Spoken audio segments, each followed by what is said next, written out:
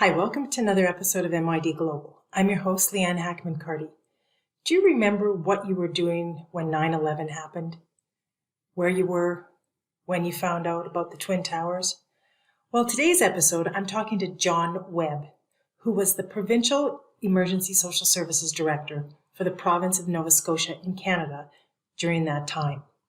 He speaks about what they did as a community to help host 40 planes that were rerouted to his province. So stay tuned and listen to what John has to say and the things that they learned.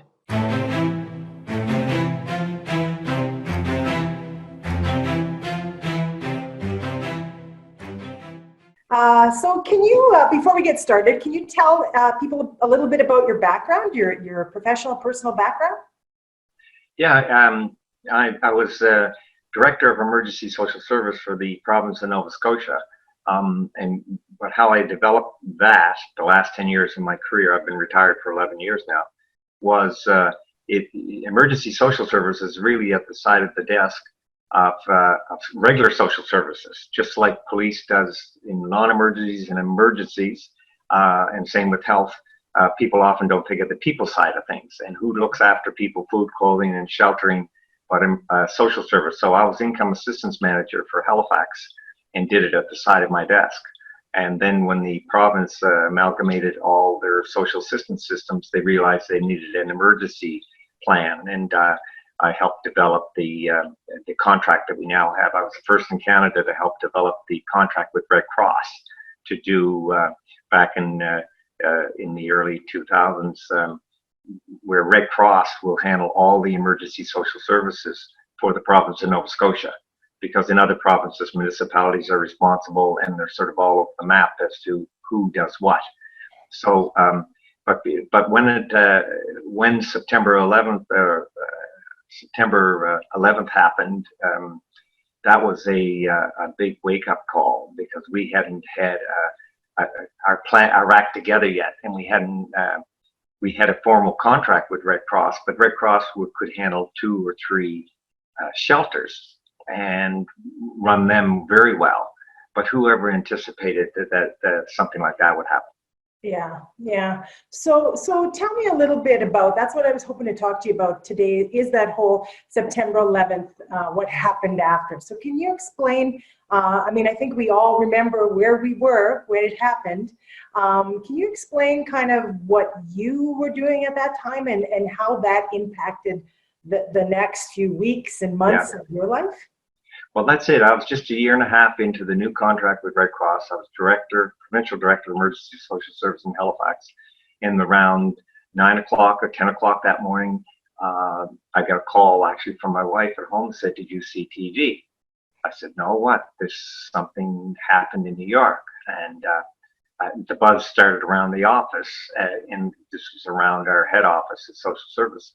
So we went down to the boardroom, and we saw one plane go, and by then the second plane had happened, and the buzz started, and my stomach started to churn because when they said that all the flights in and out of the United States would be closed, I knew that the next place they're going to go is Canada, and that's what they were starting to announce, if that was closed.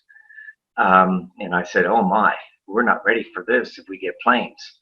Next thing, I get a call from Emergency Management Office. I'm part of their plan. And I went over to the Operations Center.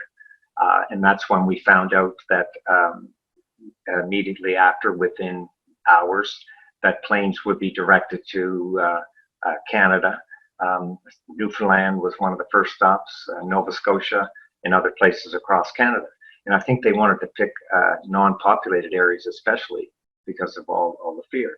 So when they did that, of course, I called my Red Cross person and I said, "We may be getting a few plane loads of people." "Oh yes, we'll ramp up." And all of a sudden we found out that 40 planes were going to be landing within hours. And of course, it's a big network. So there I'm thinking, we're ready for 2 shelters. 40 planes must mean a lot, and hotels were mostly booked and all that anyway. So the emergency management person said, "John, I think we're going to be having about 20 shelters for all the planes. It's your job to manage them. And he looked at me, and I'm there thinking, oh my heavens. My Red Cross person was with me and said, we're ready for 2, but can we handle this?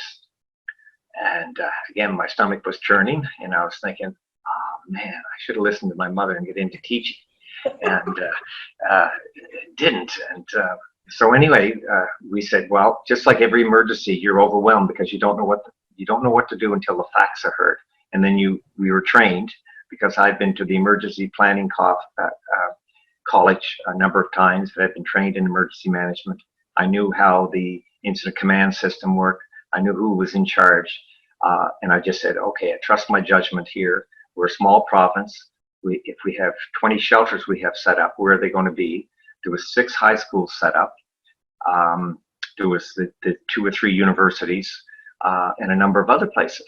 So it started just within hours. It started to develop, and with our call center there at the city of Halifax and Red Cross, by the time we get people down here from other areas who are well trained, it would take a day or 2, and they were coming within hours.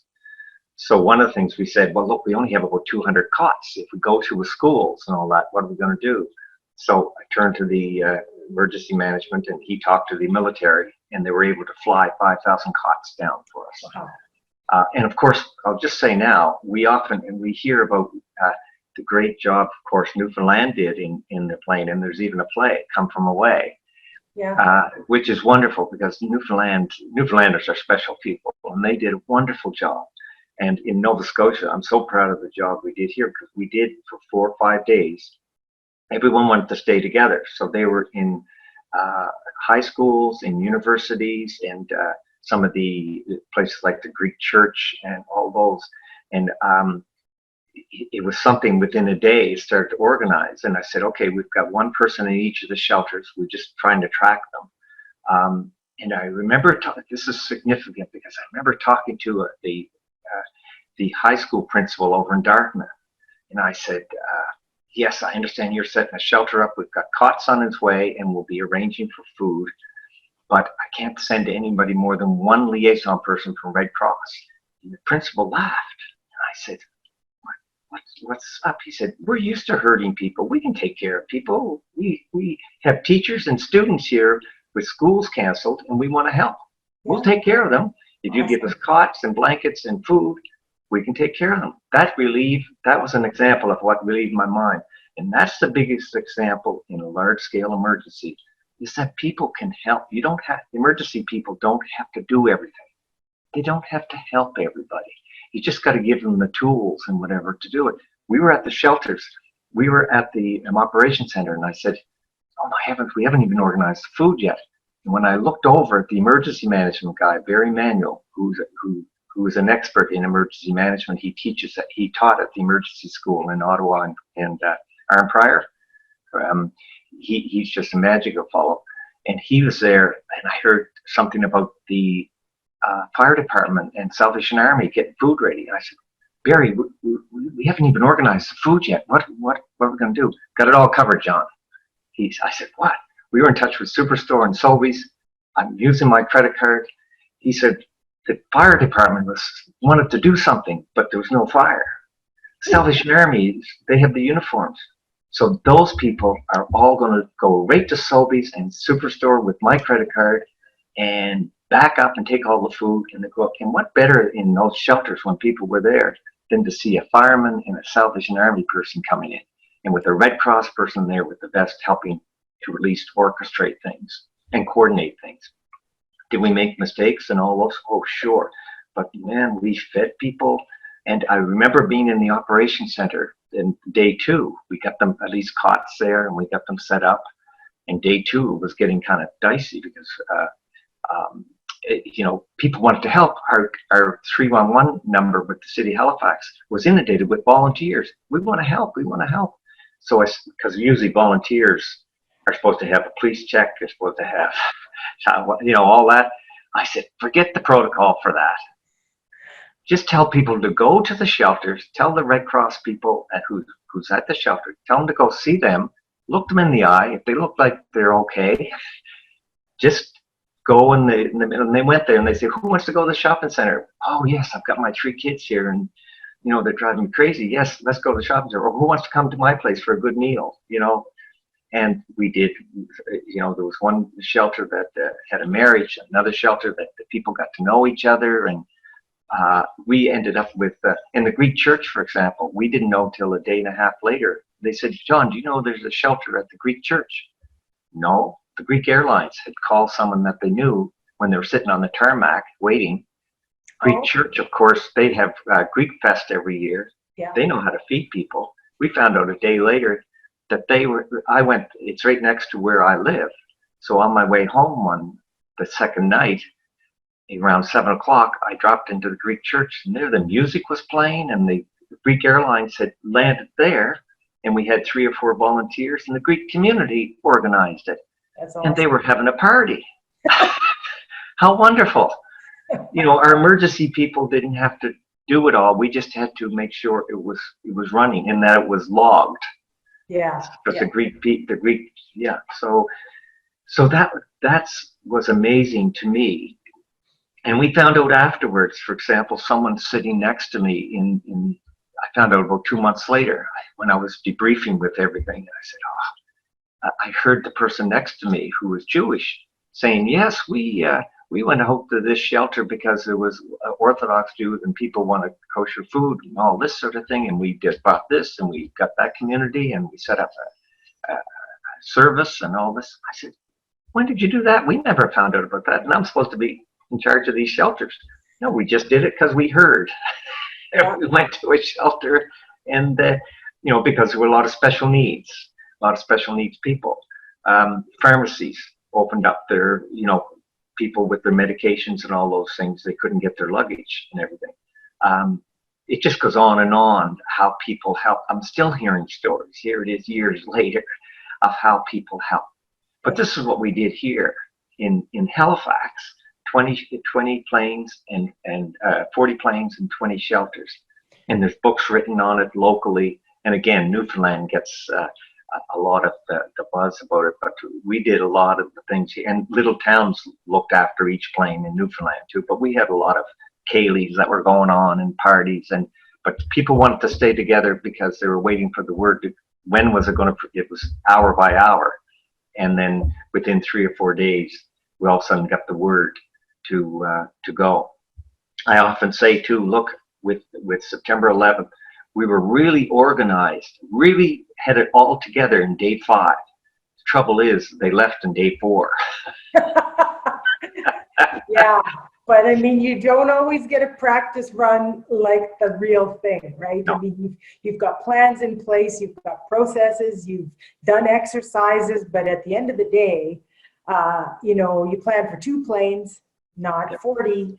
And the fact, even the timing when you talked, I mean, it's September 11th. So your schools would have been back to school. Your university should be back to school. So did people just stay home, the students, or? Yeah, the school was basically canceled for the week. Yeah. That was there. So, because everything had pretty well stopped. Same with the universities. Now, with the universities, I think it was just before a lot of people were coming, even though they come the end of August, there was still a lot of space at St. Mary's and Mount St. Vincent and all that. There was still a lot of space in the place, but the schools basically just stopped for the week and people helped. But you hit on a key thing there too, is that the relationships that are built up before an emergency make it possible to handle whatever comes your way in the best possible manner. Yeah. You're always playing catch up. You're always making mistakes. If, we certainly saw in Katrina and some of those, all the mistakes that we made.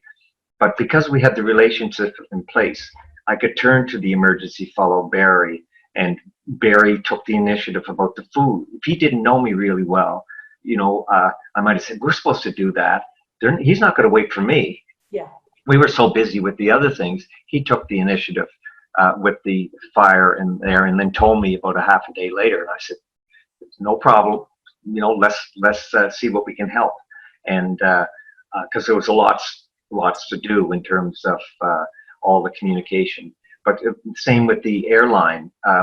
they had exercises with the airport, so there was a liaison at the airport to make sure we knew when they'd go back and those sorts of things. And transportation, the bus services, because the schools were closed, we could use the buses to get people around. So, yeah. But even for example, the exhibition center, because there was a huge lobster dinner at our trade and convention center for hundreds of people, that was canceled because of this came. The exhibition center, which is a big center, but they have kitchen facilities, but not there. All the staff and the chefs from the trade and convention center went there with their lobsters, and they had a huge lobster dinner the second day. How good was that? That was all good. And by the way, with the Greek church, I made sure that I went and tested the food that night to make sure it was okay. That's the least I could do. Being a martyr. Yeah. Anyway. It's a good, that as you talk, I think about a comment that was made by the city of Edmonton after Fort McMurray. Their convention facility, it wasn't the convention center, but an ag, kind of their Northlands, I think. They prepared, I think, to welcome maybe 3,000 people. But they said, we didn't plan for 30,000. And so, it's when you plan even internally for your own emergencies and your own disasters, but what if you're a receiving community? What if the disaster happens elsewhere, and yet all of a sudden you get all of these evacuees that land on your doorstep? And that's what technically happened to you. I mean, you had plans for, we can handle 2 planes, but then all of a sudden you realize, oh my gosh, this is way beyond what we could have even planned for. And thank goodness, you had relationships with people that you had some processes in place. Yes, and the other thing is we had done some exercises, even though we planned for 2 or 3 shelters. We had done a few exercises before that Barry had organized, and EMO Nova Scotia had organized, about the possible evacuation of Halifax. Say there was a huge explosion. As you know, Halifax explosion was one of the biggest, it's the start of emergency management, really. And about evacuating, if we had to evacuate the peninsula, because Halifax proper is on a peninsula. Yeah. So we have done exercises with that indeed, if we had to remove 100,000 people, we did do an exercise with that within 6 months prior. So we knew we'd set up schools. We knew we'd be overhead in terms of volunteers. Yeah. We knew we would just have to depend on the community doing what they did, is mobilizing. So in a way, even though we had only staff trained for that, we brought it up a notch and saying, well, we won't have trained staff. We'll just have to have so-called ordinary people with transferable skills, which most of us have. When there's an emergency, it's just like all of us personally, when we have an emergency, we step up to another notch. And that's what happened here. Well, John, thank you. And thank you. I'm sure those people who landed on your doorstep that day are eternally grateful for the hospitality and the care and consideration you gave them. And I'm sure they will remember it long, long after, other people don't remember what happened on 9/11. So, I bet there's still Christmas cards that get exchanged with families there and families that they hosted. Even more, apparently I hear little tidbits of people that go back and forth to the States or Europe with relationships that had been started, where they bonded. And there's just so many things. And there's, like I say, a few books that just tell story after story. But it was very satisfying to know, humbling but satisfying to know that we were able to help and to do what we did. Very proud of it. Well, you should be. Is there anything, just before we wrap up, is there anything, you can think of it as history now of something you did a few years ago, but if you were to give a community some advice now that's watching, what would you recommend that they think about? That maybe because of what you've gone through now, you don't want them to go through the same thing, something that they could think about doing in advance? Not to worry about getting too detailed, because a lot of us emergency managers are A personalities, and we tend to think, I never thought of like persons with disabilities. We had a whole network. we started again in the provincial government, realized we hadn't handled pets. So we started a disaster animal response team. Like, there's a lot of things you won't think of. Persons with disabilities is a massive.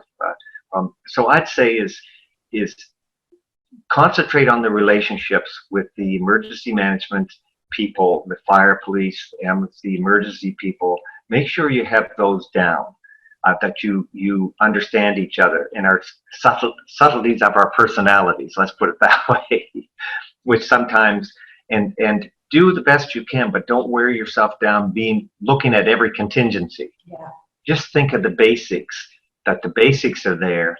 And I found from that experience is that if you have the basic communication there, everything else will take care of itself the best way it can. Fort McMurray would have found that as well with the businesses and all that. So that's what I think that would be the biggest thing, is just plug away at it and have those relationships. Well, thanks so much, John, for taking a few minutes today to share your experience with our audience, and thanks for your service for several years in this field, and I know you made an impact, so thank you very much. Thank you. Thanks for asking me. I appreciate it.